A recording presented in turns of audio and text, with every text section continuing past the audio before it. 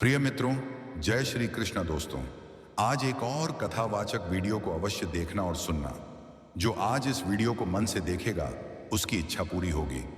तो मित्रों, जो पत्नी अपने पति के साथ रात में सती नहीं है, वह पत्नियों या स्त्रियां ये बात कान खोलकर सुन ले, नहीं तो वह अपने सार जीवन भर में पछताना ही होगा और पछतावे के सिवा उनके जिंदगी में और कुछ नहीं होगा। उनको जिंदगी भर पछताना ही होगा।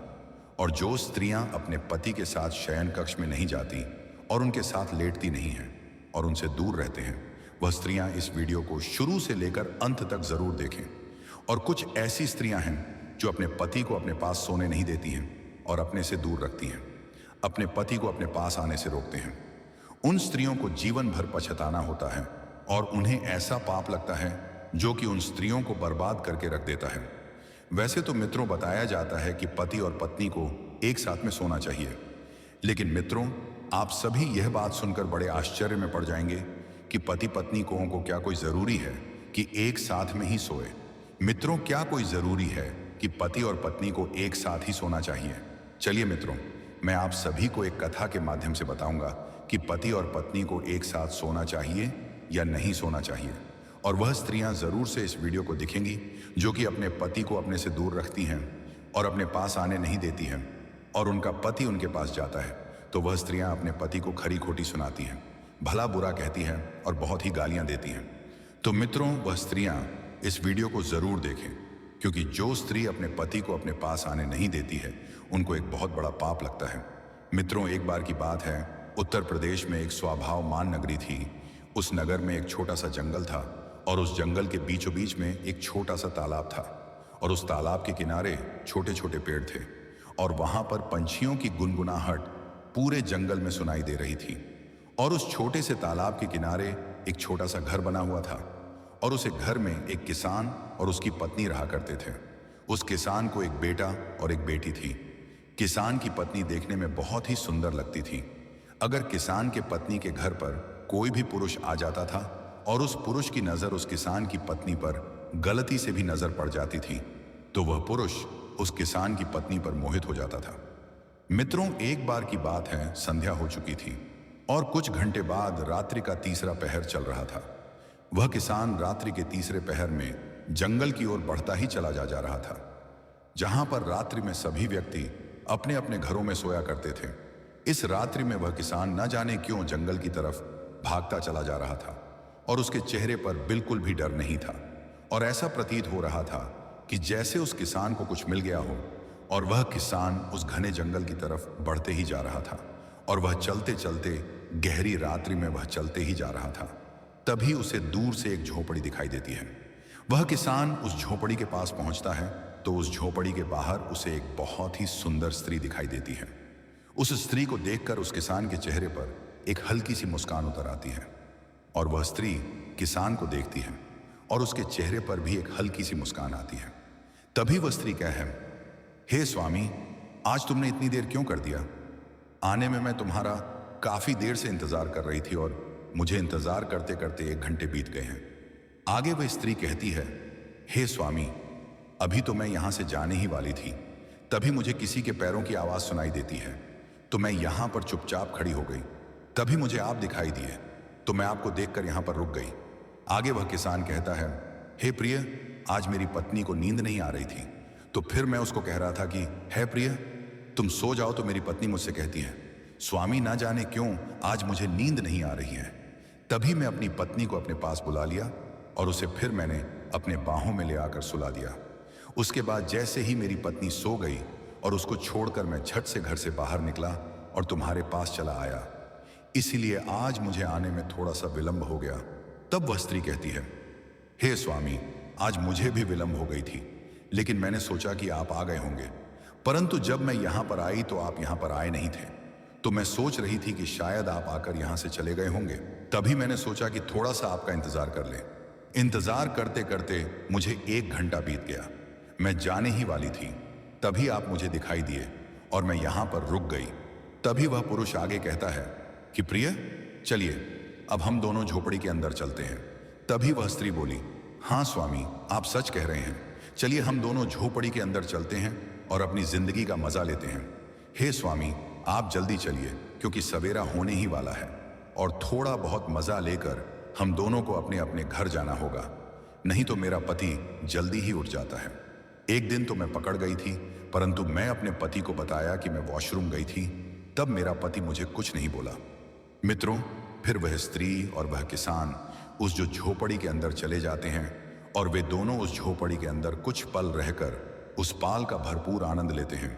और वह किसान अपनी पत्नी को धोखे में रखकर इस स्त्री से मिलने आया करता था और वह स्त्री अपने पति को धोखा देकर इस पुरुष से मिलने आया करती थी।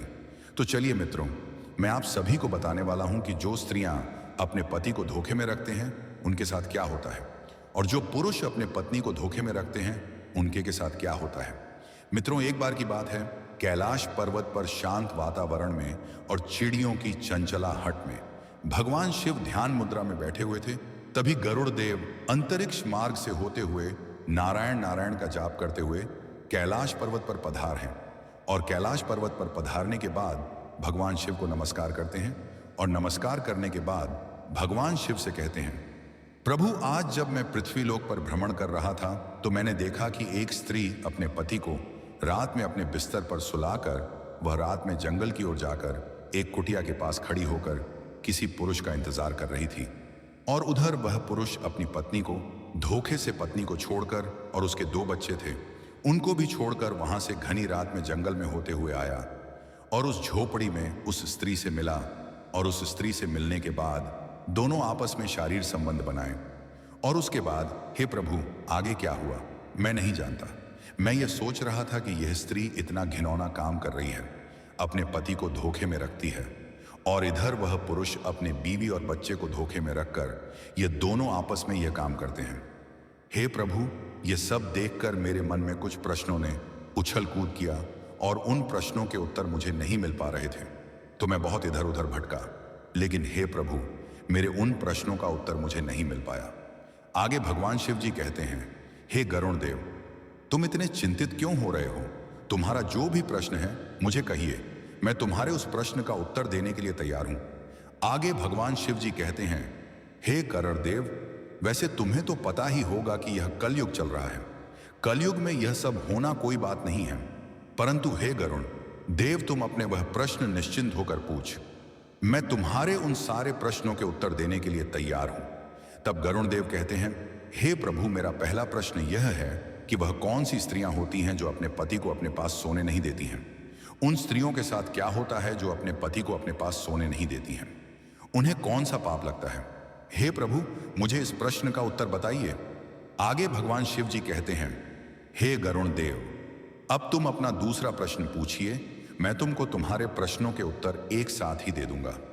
आगे गरुड़ देव जी कहते हैं, हे प्रभु, वह कौन सी स्त्रियां होती हैं जो अपने जीवन में ये 3 गलतियां करती हैं तो उन्हें जीवन भर पछताना ही होता है? वह कौन सी गलतियां जो करने के बाद वह स्त्रियां जिंदगी भर रोती रहती हैं? हे प्रभु, मेरी यही 2 प्रश्न हैं, कृपा कर करके आप मुझे इन दोनों प्रश्नों का उत्तर दीजिए। आगे भगवान शिव जी कहते हैं, हे गरुड़ महाराज, आपने आज यह प्रश्न पूछकर समस्त मानव जाति का कल्याण किया है। हे गरुड़ महाराज, आज के समय में तुमको भी पता है कि समस्त स्त्रियां अपने पति को छोड़कर अन्य पुरुष की ओर आकर्षित रहती हैं और दूसरी तरफ उन स्त्रियों के पति भी अपनी पत्नी को छोड़कर अन्य स्त्रियों की ओर आकर्षित होते रहते हैं और यह कलयुग है। यह सब होना कोई बड़ी बात नहीं है, परंतु हे गरुड़ देव, आज मैं तुमको एक कथा के माध्यम से बताऊंगा कि जो स्त्री अपने पति को अपने पास सोने नहीं देती है उन्हें कौन सा पाप लगता है। आगे गरुड़ देव कहते हैं, हे प्रभु, आप मुझे वह कथा सुनाइए, मैं उस कथा को सुनने के लिए बहुत ज्यादा उतावला हो रहा हूं। आगे भगवान शिव जी कहते हैं, हे गरुड़ देव, इस कथा को तुमको शुरू से लेकर अंत तक ध्यान से सुनना होगा। और मित्रों, आप सभी को शुरू से लेकर अंत तक इस कथा को सुनना होगा। और मित्रों, कथा को आगे सुनने से पहले अभी तक आप लोगों ने हमारे इस YouTube चैनल को सब्सक्राइब कर लें और वीडियो को लाइक करके महादेव जरूर कमेंट करें। तो मित्रों, आगे भगवान शिव जी कहते हैं, एक समय की बात है, एक नगर में बहुत ही साधारण जीवन जीने वाला एक व्यापारी रहता था जिसका एक पुत्र था। उसका नाम था विक्रमादित्य। वह व्यापारी बहुत ही धनवान था, उसके पास बहुत धन था क्योंकि वह व्यापारी अपने व्यापार में बहुत ही ज्यादा मेहनत करता था और इस मेहनत के चलते वह व्यापारी बहुत धन इकट्ठा कर चुका था। उस व्यापारी किसानों का अनाज कम दामों में खरीदता था और अन्य बड़े व्यापारियों को ऊंचे दामों में उस अनाज को बेच देता था। और उस व्यापारी की जो एक पत्नी थी, वह देखने में बहुत ही ज्यादा सुंदर थी और वह व्यापारी अपने व्यापार से जो भी धन कमाता था वह पूरा का पूरा धन अपनी पत्नी के हवाले कर देता था। और उसका जो पुत्र था वह उसे बहुत प्रेम करता था और उस व्यापारी ने अपने पुत्र को बहुत ज्यादा आजादी दे रखी थी, बहुत ही छूट दे रखी थी। वह अपने मन से जो भी करना चाहता था वह कर लेता था। उस व्यापारी ने अपने पुत्र को इतनी छूट दे रखी थी कि वह गलत संगत पकड़ लिया और वह बर्बाद हो गया। कहते हैं ना कि अधिक आजादी से या तो इंसान बिगड़ जाता है या तो इंसान बन जाता है। तो उस व्यापारी के पुत्र के साथ यह हुआ कि वह पुत्र बिगड़ गया। वह गलत लोगों के साथ रहकर गलत रास्ते पर जाने पर मजबूर कर देती है, क्योंकि ज्यादा आजादी पुत्र के लिए हानिकारक होती है। उस व्यापारी का बेटा, जिसका नाम विक्रमादित्य था, वह जुआ भी खेलने लगा और अपने पिता का धन जुए में उड़ाने लगा। वह अपनी मां से झूठ बोलकर धन ले जाया करता था और जुए में हार जाया करता था। और तो और मित्रों, वह इतनी कम उम्र में अपनी काम वासना को शांत करने के लिए वेश्याओं के पास जाने लगा। और इस दिन कहीं से उस व्यापारी को खबर मिलती है कि तुम्हारा पुत्र अपनी हवस बुझाने के लिए वेश्याओं के पास जाता है और वह नशा पत्ती भी करता है और वह जुआ भी खेलता है। और वह व्यापारी अपने मन ही मन में सोचता है, इसका खर्च बहुत ज्यादा बढ़ गया है, अब कोई उपाय करना ही होगा। फिर उस व्यापारी ने सोचा, अब मुझे अपने पुत्र का विवाह कर देना चाहिए, क्योंकि जब इसका विवाह हो जाएगा तो घर में इसकी पत्नी आ जाएगी, तो जितने भी यह कारनामे करता है वह सारे के सारे भूल जाएगा। और जो यह वेश्याओं के पास जाता है तब इसकी पत्नी आ जाएगी, तो यह कहीं नहीं जाएगा। यह सब सोचकर उस व्यापारी ने एक धनवान सेठ के यह रिश्ता देखा और उस सेठ की बेटी से अपने पुत्र, जिसका नाम विक्रमादित्य था, उसका विवाह कर दिया। विक्रमादित्य की जो पत्नी थी उसका नाम मोहिनी था। मोहिनी देखने में बहुत ही सुंदर लगती थी और वह सुंदर होने के साथ साथ अत्यंत रूपवान, गुणवान और अच्छे दिल वाली स्त्री थी।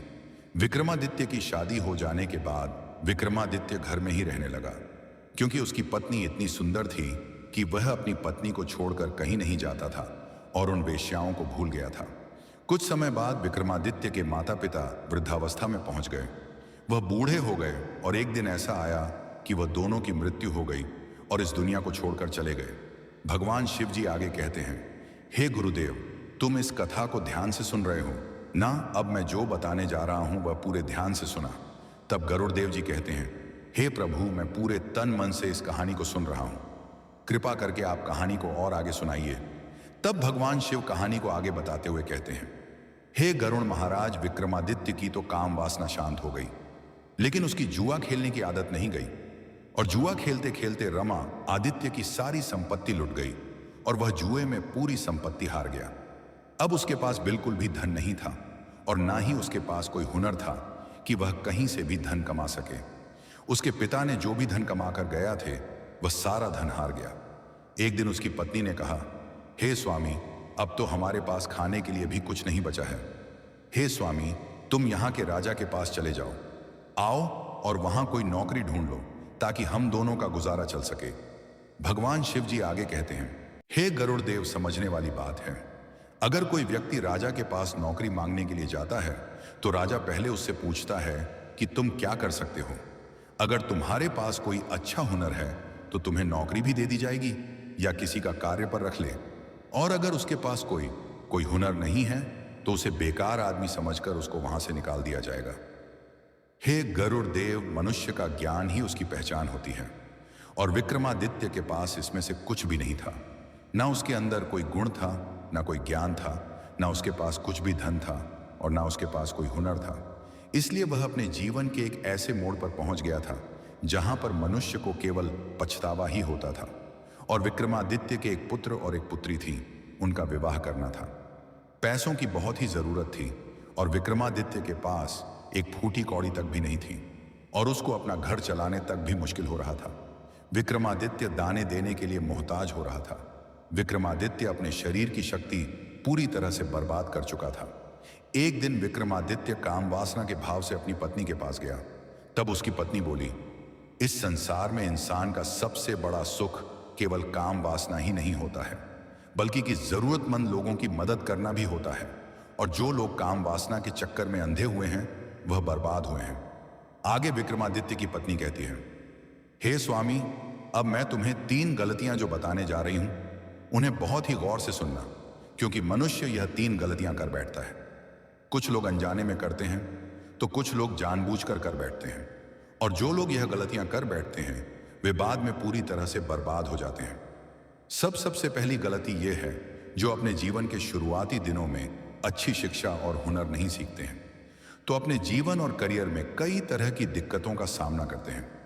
आपकी यही गलती आपको जीवन भर परेशान कर सकती है। दूसरी गलती यह है, कार्यों को टालने की आदत। अगर आप अपने जवानी के दिनों में किसी भी काम को करने में आनाकानी करते हैं और उस समय का सही तरीके से इस्तेमाल नहीं करते हैं तो ऐसा होने की वजह से आगे चलकर आपको अपने लक्ष्य को हासिल करने में काफी परेशानी हो सकती है। तीसरी गलती यह है, गलत संगत में रहना। अपनी जवानी के दिनों में गलत संगति में पड़ जाना और बुरी आदतों की लत लगा लेना आपको आने वाले समय में तरक्की करने से रोक देगा और आपको बर्बादी की ओर ले जाएगा। और सबसे जरूरी बातें हैं कि सेहत का ध्यान ना रखना। अगर आप जवानी के दिनों में अपनी शारीरिक और मानसिक सेहत का ध्यान नहीं रखते हैं तो समय में आगे चलकर आपको कई तरह की बीमारियां भी हो सकती हैं। इसलिए अपनी सेहत का विशेष ध्यान रखना अति आवश्यक होता है। विक्रमादित्य की पत्नी विक्रमादित्य से आगे कहती है, हे स्वामी, तुमने तो अपने जीवन की शुरुआत ही गलत तरीके से कर ली, इसीलिए आज हम लोगों को इस तरह की दिक्कतों का सामना करना पड़ रहा है। अब मैं तुम्हारे साथ काम क्रीड़ा नहीं करना चाहती हूँ, तुम्हारे साथ ना सोना चाहती हूँ और ना ही सुलाना चाहती हूँ। अब हम दोनों की उम्र भी आधी से ऊपर हो गई है। मैं भगवान की सेवा करना चाहती हूँ। भगवान हम लोगों की सहायता अवश्य करेंगे। अब यही समय है आत्मा को परमात्मा से जोड़ने का। बाल अवस्था यानी जवानी तक लोगों का जीवन ब्रह्मचारी होता है। ब्रह्मचारी के बाद लोग विवाहित जीवन में आते हैं। विवाहित जीवन में आने के बाद लोग पुत्र की कामना करते हैं। पुत्र होने के बाद लोग बहू की कामना करते हैं, फिर बूढ़े हो जाते हैं और फिर उस ब्रह्मचारी जीवन में वापस चले जाते हैं जहां से विवाहित जीवन में आए थे। इसीलिए ब्रह्मचारी जीवन में जाना ही बेहतर है। जिस तरह युवावस्था को बर्बाद किया है उसी तरह वृद्धावस्था नहीं करना चाहिए। पूजा पाठ भजन कीर्तन आदि करना चाहिए और मैं अपने आप को बर्बाद नहीं होने देना चाहती हूँ। अब तो तुम समझ ही गए होंगे कि मैं तुम्हारे साथ काम क्रीड़ा क्यों नहीं करना चाहती हूँ और तुम्हारे साथ क्यों नहीं सोना चाहती हूँ। अब हम लोगों का केवल एक ही लक्ष्य है, अपने बच्चों का विवाह कर देना। तुम काम कड़ा को भूलकर मेहनत पर ध्यान दो, एक दिन भगवान हम लोगों की जरूर सुनेगा। आगे भगवान शिव कहते हैं कि हे गरुण महाराज, उस विक्रमादित्य की पत्नी ने सही कहा था। जो लोग मुझसे सच्चे मन से जुड़ जाते हैं उन्हें कभी कोई चीज की तकलीफ हो ही नहीं सकती। फिर क्या होता है, उस औरत को एक बूढ़ी औरत मिल जाती है और वह बूढ़ी औरत जो थी अपना ना सारा धन संपत्ति विक्रमादित्य की पत्नी को दे देती है और उसी के घर में रहने लगती है और कहती है कि मेरे पास कोई पुत्र नहीं है, तुम ही मुझे संभालो, मुझे तो 2 वक्त की रोटी मिल जाए, इतना ही मेरे लिए काफी है। फिर वह बूढ़ी औरत विक्रमादित्य के घर पर ही रहने लगती है। विक्रमादित्य ने अपने दोनों लड़कों का विवाह भी कर दिया और हंसी खुशी से पूरे परिवार में रहने लगता है। भगवान शिव कहते हैं कि हे गरुड़ देव, उस बूढ़ी के धन से विक्रमादित्य की बीवी का परिवार जो था उसमें सुधार तो आ गया, उसके घर में धन भी हो गया था, परंतु विक्रमादित्य थोड़ा गलत मार्ग पर पहुंच गया। उसकी पत्नी ने उसके साथ सोने से मना कर दिया, कांड क्रीड़ा करने से भी मना कर दिया। भगवान शिव आगे कहते हैं, हे गरुण महाराज, इसीलिए विक्रमादित्य दूसरे रास्ते पर निकल गया। जो रास्ता विक्रमादित्य के लिए बहुत ही गलत था, जिसे आप देख करके आ रहे हो, विप्रमाद जो था वह एक स्त्री के प्रेम के जाल में फंस गया था, क्योंकि उसकी स्त्री जो थी ना तो उसके साथ सोती थी और ना उसे सोने देती थी और ना ही उसकी काम वासना को शांत करने के लिए उसके साथ काम क्रीड़ा करती थी। अपनी काम वासना से पीड़ित होकर के वह मन मौजी था, दूसरी स्त्री के प्रेम के जाल में फंस जाता है और रात्रि में अपनी पत्नी को सुलाने के बाद गांव से बाहर एक झोपड़ी में जाकर के उस पत्नी के साथ अपनी काम वासना को शांत करने के लिए उसी झोपड़ी पड़ी में काम वासना को शांत करता है। काम वासना को शांत करने के बाद दोनों अपने अपने घर चले जाते हैं।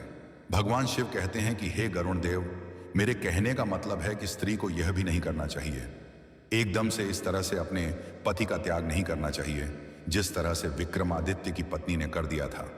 क्योंकि एकदम से जो स्त्री अपने पति के साथ सोना छोड़ देती है और उसके साथ काम क्रीड़ा करना बंद कर देती है, तो उसका पति जो है वह गलत रास्ते पर निकल ही जाता है। क्योंकि अपने पति को धीरे धीरे सही रास्ते पर लाया जा सकता है, एकदम से नहीं लाया जा सकता। अब मैं स्त्रियों के लिए 3 महत्वपूर्ण बात बताता हूं जो स्त्री को कदापि नहीं करनी चाहिए।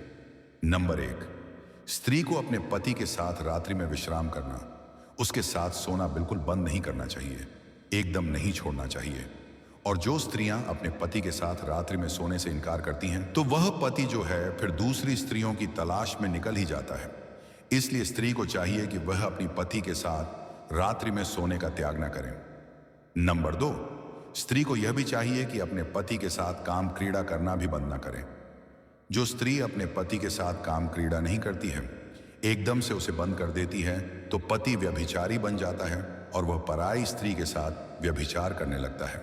क्योंकि स्त्री जो है वह अपने पति को व्यभिचार करने से बचाती है। जो स्त्री अपने पति की सारी इच्छाएं पूर्ण करती है और एक दिन सही रास्ते पर ला करके उसे खड़ा कर देती है, तो वही स्त्री उत्तम मानी जाती है। और जो स्त्री अपने पति से शारीरिक संबंधों का त्याग कर देती है, तो वह स्त्री अपने पति के व्यभिचारी होने की दोषी कहलाने लगती है। इसीलिए हर स्त्री को चाहिए कि वह अपने पति के साथ काम क्रीड़ा करे और अपने पति की काम वासना को भी शांत करें, ताकि उसका का पति पराई स्त्री के चक्कर में व्यभिचार न कर पाए।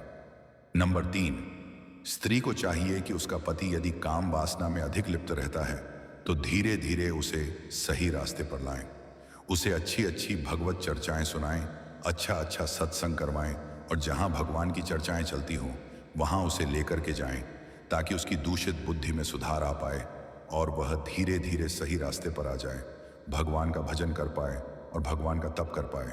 तभी पति पत्नी का जीवन सफल होता है। ऐसा नहीं है कि स्त्री तो भगवान की भजन में लिप्त हो गई और पति व्यभिचार करने लगा और पति का उसने शारीरिक संबंधों से बिल्कुल त्याग कर दिया।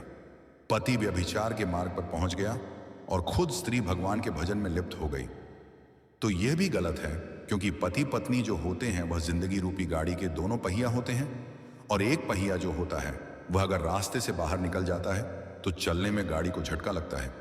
इसलिए स्त्री को चाहिए कि हर तरह से अपने पति की इच्छाएं पूर्ण करते हुए उसे सही रास्ते पर ला करके खड़ा कर देना।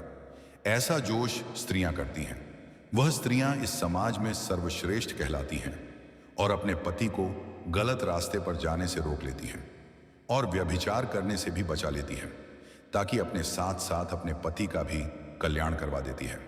भगवान शिव कहते हैं कि हे महाराज, अब तो तुम जान ही गए होंगे कि जिस पुरुष को आप देख करके आ रहे हो, उस झोपड़ी में स्त्री के साथ जो काम क्रीड़ा में लिप्त था वह विक्रमादित्य ही था, जो उसकी स्त्री ने उसके साथ शारीरिक संबंधों से बिल्कुल अपना मोहर लिया था।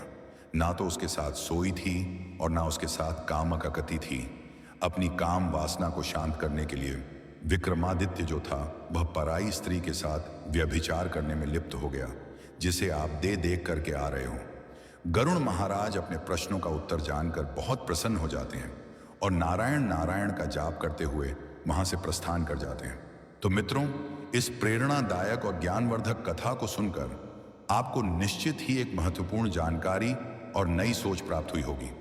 यदि आपको यह वीडियो पसंद आया हो तो कृपया इसे लाइक करें, अपने मित्रों और परिवारजनों के साथ साझा करें और हमारे चैनल को सब्सक्राइब करना न भूलें, ताकि ऐसी ही और भी आध्यात्मिक और रोचक कथाएं आप तक निरंतर पहुंचती रहें। आपका बहुमूल्य समय देने के लिए धन्यवाद।